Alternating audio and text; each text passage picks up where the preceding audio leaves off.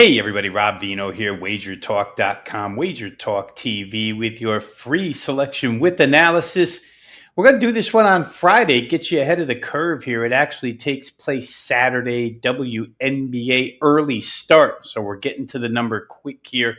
Game between Minnesota and Chicago. It's going to be part of a two-game series played between these two Saturday, Monday. I think we got a good angle on this one coming up tomorrow with the early number. But first, let me just make sure everybody's aware of the deal going on at Wager Talk right now, which is a 3-day flex pass for just $49, regular price $69. Those of you who have purchased flex passes before know how it works. For those who don't, flex pass simply means you can choose your handicapper, choose a different one each day, each of the three. If you like the way one guy handicaps one sport, you can use that handicapper one day, switch up the second day, switch up the third day. Any way you want to slice it up, you can. The Flex Pass, very popular nowadays amongst the betting public here. So once again, you can save $20 on your 3-day Flex Pass for myself this weekend. It'll be WNBA, CFL action, a couple of big plays coming from there on my part, and also NBA Summer League for those interested. So once again, 3-day Flex Pass, just $49. Save yourself $20 on the 3-day deal.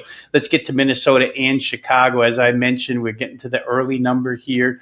Game will be played Saturday, 1 o'clock in the afternoon Eastern time, 10 a.m. on the Pacific Coast for Minnesota. It's been a crazy and hectic July scheduling stretch in which they're now going to be playing their 7th game in the last 12 games. This one will be their 3rd road in the last 4 days. They played in Phoenix, went to L.A., flew from L.A. After the game Thursday here to Chicago to play a 2-game set with the Chicago Sky. Their 91-82 win against L.A. Really, they got there because they had 22 more field goal attempts. They did the Sparks 80-58 in field goal attempts. If you get that big of a volume advantage as far as shots are concerned, you're probably going to win. It covered up their defense, which didn't have a peak performance. The Sparks lit Minnesota up 50% from the field, 48.1% from three-point range. And that came on the heels of a 79-71 loss by the Lynx to Phoenix, where the Mercury only made 1 3-pointer all game, 1 for 16 from 3, yet somehow they still got to 79 points against this defense, which really is putting up a bit of a red flag against the Minnesota defense. And I think it's got a lot to do with the heavy volume of scheduling that I talked about earlier, 7th and 12 days when this one takes place. They're showing some fatigue there, and that could bode well for the Chicago offense, which has actually found a new gear. 84.3 points per game over their last 8, and they've scored 78-plus in 7 of those. 4 of those games, they were without their number one center, Camila Cardoso, who was playing for Brazil in the America Cup. She returned last game, played 23, almost 24 minutes in that game versus Dallas. Her presence obviously adds scoring and rotational depth instantly.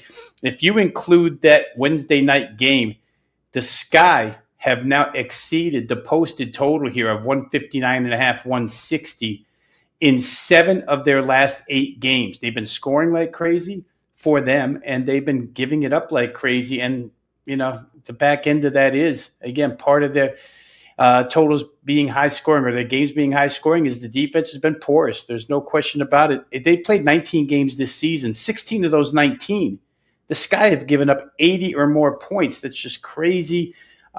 These two teams played 6 days ago without Cardoso in the lineup, and the game got to 155, and here we're staring at only 159.5 or 160 with Cardoso in the lineup. So certainly you have to believe she's worth 6 extra points. I think you also have to note that that game that took place on July the 6th had 150 field goal attempts in that game, and 373 potential points could have been scored. Teams just shot really bad in that contest. If I put it into context here, that 373 potential points is the 3rd highest number in the league the last 3 weeks. And Chicago was involved in one of those, where 373 points were available, and the game totaled 177. It's more likely to get over 160 here than stay under. So my stance here is with the over. I think this game gets to 161 plus. That's the way we're going to play it. It's your free play for today.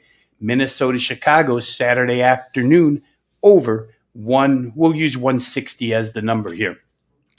Before I get out of here, real quick, want everybody who enjoys the selections and analysis provided for free by Wager Talk handicappers each and every day. Go ahead and click the like button, click subscribe as Wager Talk pushes toward 210,000 subscribers. Be that 210th subscriber for us. If you have a comment on this game or any other game, please drop it in the comments section. I try to get to those as quickly as I can. For now, this is Rob Vino saying good luck with all your plays. We'll see you next time on Wager Talk TV.